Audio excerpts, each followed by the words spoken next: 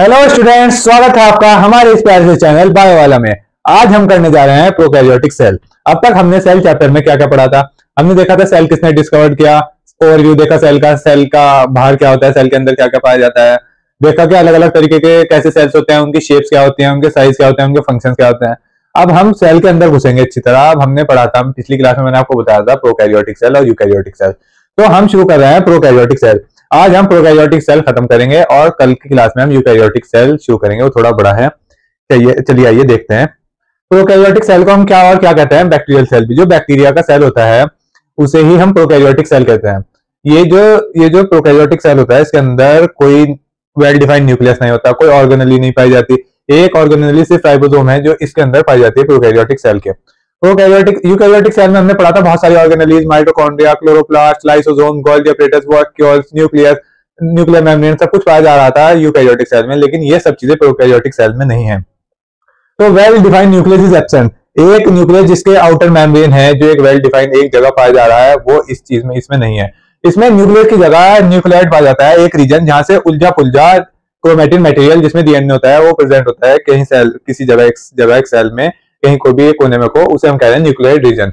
Nucleoid reason में DNA होता है जिसे हम कह रहे हैं नेट डीएनए, मतलब इसके चारों तरफ कोई न्यूक्लियर मेम्ब्रेन नहीं होती। उसके बाद membrane bound cell organelles absent, जो मैंने आपको बताया यूकैरियोटिक सेल्स में पाई जाती है। Membrane bound organelles, mitochondria, chloroplast, Golgi apparatus, lysosome, endoplasmic reticulum, ये सब चीजें इसमें नहीं पाई जाती। उसके बाद सेल वॉल प्रेजेंट है इसमें सेल वॉल प्रेजेंट है, और वो जो सेल वॉल है वो मेड अप ऑफ पेप्टोग्लाइकन। पेप्टोग्लाइकन है एक चीज जो कि म्यूरिन की बनी हुई है, तो ये पेप्टोग्लाइकन की सेल वॉल प्रेजेंट है बैक्टीरिया में या प्रोकैरियोटिक सेल में। उसके बाद राइबोसोम्स इसमें प्रेजेंट है 70 एक राइबोसोम ही ऐसी चीज है जो कि प्रोकैरियोट में भी और यूकैरियोटिक सेल में दोनों में प्रेजेंट है। इस राइबोसोम के बाहर कोई मेम्ब्रेन नहीं होती। ये फर्क यह है बस कि प्रोकैरियोटिक सेल में तो राइबोसोम जो होता है वो 70S होता है, और जो कि यूकैरियोटिक सेल में राइबोसोम होता है वो 80S होता है। ये राइबोसोम की दो सब यूनिट्स होती हैं हर राइबोसोम में, एक छोटी एक बड़ी। तो इसमें छोटी वाली इसमें 70S पाया जाता है, प्रोकैरियोट्स में, यूकैरियोट्स में पाया जाता है 80S। इसके बारे में हम आगे डिटेल में पढ़ेंगे बाद में। अब आया प्लाज्मिड। अब प्रोकैरियोटिक सेल हो गया, ये इसके बाहर सेल वॉल है, ये प्लाज्मा मेम्ब्रेन है इसका, ये इसका साइटोप्लाज्म है, ये हमने पढ़ा न्यूक्लियोइड रीजन है जिसमें डीएनए है। अब ये प्लाज्मिड क्या चीज है? ये प्लाज्मिड है extra chromosomal DNA, additional DNA है। जैसे एक तो ये मेन डीएनए है इस सेल का, प्रोकैरियोटिक सेल का मेन डीएनए यहाँ प्रेजेंट है, लेकिन मेन डीएनए के बावजूद भी एक एक्स्ट्रा डीएनए प्रेजेंट होता है जो कि सर्कुलर होता है। ये इसे हम कहते हैं प्लाज्मिड। ये प्लाज्मिड डीएनए प्रोकैरियोट्स में प्रेजेंट होता है। क्या होता है? ये जो प्लाज्मिड डीएनए है ये प्रोकैरियोट्स में होता है। तो प्लाज्मिड डीएनए है एडिशनल डीएनए या एक्स्ट्रा क्रोमोसोमल डीएनए भी कहते हैं, कि ये तो क्रोमोसोम्स हैं इसके अंदर, ये एक्स्ट्रा क्रोमोसोम पाया जा रहा है इसमें, इसलिए इसे हम कह रहे हैं एक्स्ट्रा क्रोमोसोमल डीएनए। और ये सर्कुलर है, हमने पढ़ा सर्कुलर, डबल स्ट्रैंडेड है और है सेल्फ रेप्लिकेटिंग, मतलब खुद रेप्लिकेट होकर अपनी जैसी एक दूसरी कॉपी बना देता है। उसके बाद एंटीबायोटिक रेजिस्टेंस। ये जो प्लाज्मिड है, बैक्टीरिया है, हमने सुना था रेजिस्टेंस पा रहे हैं दवाइयों, हम दवाइयां खा रहे हैं, पहले बैक्टीरिया एकदम मर जाया करते, लेकिन अब दवाइयों का असर भी नहीं होता।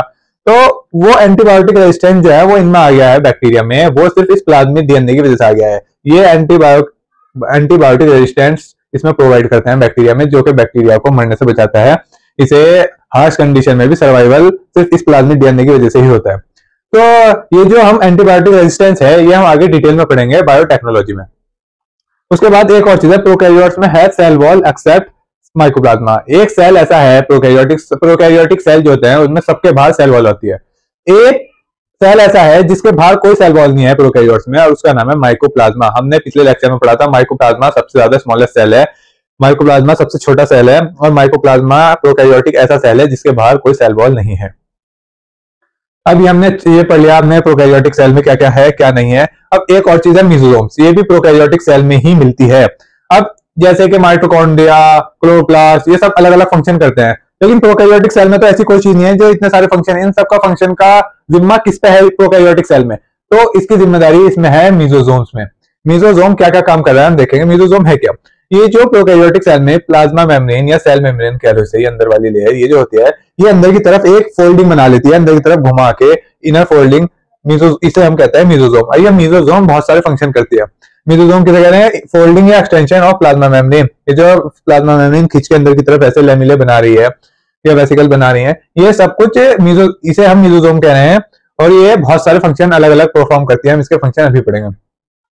तो ये मेसोसोम किस किस फॉर्म में पाए जाते हैं? तो ट्यूब्यूल्स मतलब ट्यूब के फॉर्म में, जैसे ये है ट्यूब के फॉर्म में। और ये वेसिकल्स, वेसिकल मतलब जो गोल गोल बन जाते हैं, वेसिकल बन जाते हैं, आपने पढ़ा होगा। तो ये वेसिकल के फॉर्म में भी पाई जाती है। और ये जो मेसोसोम है ये लेमिलेबी प्लेट लाइक स्ट्रक्चर ऐसा कुछ भी इस फॉर्म में भी मिलती है ये प्रोकैरियोटिक सेल में। तो ये जो मेसोसोम है ये इनर फोल्डिंग है प्लाज्मा मेम्ब्रेन की, और ये इसकी तीन शेप्स हैं। एक तो ट्यूब्यूल्स के फॉर्म में पाई जाती है, एक वेसिकल्स में, वेसिकल के फॉर्म में, और एक लेमिला। ये तीन शेप्स में ये मिलती है। अब इसका फंक्शन क्या है? मेसोसोम के फंक्शन है सेल वॉल फॉर्मेशन। जो सेल वॉल बनती है ये मेसोसोम ही बनाती है। क्या बनाती है मेसोसोम? क्या क्या करती है? सेल वॉल बनाती है। डीएनए रेप्लिकेशन मेसोसोम करवाती है। प्रोकैरियोटिक सेल में जो डीएनए रेप्लिकेशन हो रहा है ये मेसोसोम करवा रही है। और distribution to daughter cell, DNA का रेप्लिकेशन करवा के डॉटर सेल में जब सेल डिवाइड हो रहा है इसे भेज देती है। तो ये काम भी मेसोसोम का ही है। उसके बाद आया रेस्पिरेशन। रेस्पिरेशन जैसे माइटोकॉन्ड्रिया करवा रहा है यूकैरियोटिक सेल में, ऐसे ही प्रोकैरियोटिक सेल में ये मेसोसोम ही रेस्पिरेशन करवा रही है। और सिक्रीशन के प्रोसेस, अंदर कोई चीज लेनी बाहर छोड़नी, ये सब कुछ भी मेसोसोम की मदद से हो रहा है। और ये इंक्रीज कर रही है सरफेस एरिया प्लाज्मा मेम्ब्रेन का, और उसकी वजह से एंजाइमेटिक कंटेंट बढ़ रहा है। एंजाइमेटिक रिएक्शंस होती हैं बहुत सारी जो सेल की सारी रिएक्शनें करवाती हैं। तो उम्मीद है आपने अच्छे से पढ़ लिया होगा जितना मैंने आपको ये पढ़ाया है। इतने आप इसका स्क्रीनशॉट ले लीजिए, हम फिर आगे चलते हैं इससे। तो आइए आगे देखते हैं। अब देखते हैं क्रोमेटोफोर्स। क्रोमेटोफोर्स क्या है? जैसे हमने प्रोकैरियोटिक सेल में बैक्टीरिया में मेसोसोम पढ़ा, ऐसे ही एक प्रोकैरियोटिक सेल ऐसा भी है जो कि फोटोसिंथेटिक बैक्टीरिया है जिसका नाम है ब्लू ग्रीन एल्गे। उसमें क्रोमेटोफोर्स पाए जाते हैं। वो क्रोमेटोफोर्स सेम काम करते हैं जैसे ही मेसोसोम कर रहे थे। फोटोसिंथेटिक पिगमेंट है उनके पास जो कि फोटोसिंथेसिस करवाते हैं। तो ये क्रोमेटोफोर्स किस में पाए जाते हैं? ये एक इकलौता बैक्टीरिया है जिसका नाम है ब्लू ग्रीन एल्गे साइनोबैक्टीरिया। ये फोटोसिंथेटिक बैक्टीरिया है, इसमें क्रोमेटोफोर्स पाए जाते हैं। ऐसे ही मेसोसोम की तरह इनर फोल्डिंग करके ये बहुत सारे इसमें एंजाइम होते हैं, पिगमेंट्स होते हैं जो कि फोटोसिंथेसिस करवाते हैं, खाना बनाते हैं और भी बहुत सारे फंक्शन करते हैं जो कि मेसोसोम कर रहा था। अब आइए देखते हैं इंक्लूजन बॉडीज। हमने बताया था मैंने आपको कि यूकैरियोटिक सेल में एक ऑर्गेनली है जिसका नाम है वैक्यूल। उस वैक्यूल में खाना स्टोर होता है, जो भी चीज स्टोर होती है उस वैक्यूल में स्टोर करता है सेल। ऐसे ही इंक्लूजन बॉडीज प्रोकैरियोटिक सेल में वैक्यूल जैसी हैं जो कि रिजर्व मटेरियल को स्टोर कर रही हैं। और ये इंक्लूजन बॉडीज हैं, ये नॉन मेम्ब्रेन बाउंड है, मतलब इनके बाहर कोई मेम्ब्रेन नहीं है, बिना मेम्ब्रेन का एक छोटा सा गोला है ये जो सेल में एक जगह पाया जाता है, जो कि स्टोर कर रहा है रिजर्व मटेरियल, फूड जो भी है। अब एग्जांपल क्या है इनके इंक्लूजन बॉडीज के? एग्जांपल है phosphate granules, cyanophycin granules, glycogen granules and gas vacuoles. ये चारों हैं इंक्लूजन बॉडीज के एग्जांपल। ये चारों ये सब चीजें स्टोर करते हैं रिजर्व मटेरियल को। तो ये चीजें याद रखना है, ये चारों चीजें इंक्लूजन बॉडीज हैं। अब आइए देखते हैं आगे राइबोसोम। अब राइबोसोम जो प्रोकैरियोट्स में राइबोसोम होता है वो होता है 70S। अब इस 70S की दो सब यूनिट होती हैं, एक होता है 50S, एक होता है 30S। 50S जो होती है वो लार्ज सब यूनिट होती है और 30S स्मॉल सब यूनिट। और इस राइबोसोम का जो कि साइज है 15 to 20 नैनोमीटर। राइबोसोम जो कि प्रोकैरियोट्स का राइबोसोम है उससे 70S है, 50S लार्ज सब यूनिट और 30S स्मॉल सब यूनिट, और इसका साइज है 15 to 20 नैनोमीटर। अब ये जो बैक्टीरिया है इसकी चार शेप्स हैं। अब ये चार शेप्स में बैक्टीरिया एनसीईआरटी में दिया गया है। ये चार शेप्स बैक्टीरिया की बता रहा है एनसीईआरटी, इसे अच्छे से याद कर लेना, नीट में जरूर इसमें से कोई क्वेश्चन बन सकता है। पहली शेप है रॉड शेप जिसे हम कह रहे हैं बैसिलस। दूसरी शेप है सर्कुलर स्पेरिकल जिसे हम कह रहे हैं कोकस। और तीसरी शेप है कॉमा शेप जिसे हम कह रहे हैं विब्रियम, ये कॉमा शेप है। और चौथा है स्पाइरलम जो कि स्पाइरल शेप का है। कौन सी चार शेप है? पहली बैसिलस रॉड शेप, दूसरी कोकस स्पेरिकल, तीसरी विब्रियो कॉमा शेप और चौथी स्पाइरलम स्पाइरल शेप। ये चार शेप्स हैं। उम्मीद है जो मैंने आपको बताया आपको अच्छे से आ गया होगा। अब थोड़ी सी सेल वॉल की, सेल मेम्ब्रेन की मॉडिफिकेशंस रह गई हैं, वो मैं अगले लेक्चर में आपको अच्छे से करा दूंगा और हमारा प्रोकैरियोटिक सेल बिल्कुल कंप्लीट हो जाएगा। जितना मैंने कराया है नीट में या बोर्ड में इससे बाहर कोई एक भी पॉइंट नहीं जाएगा।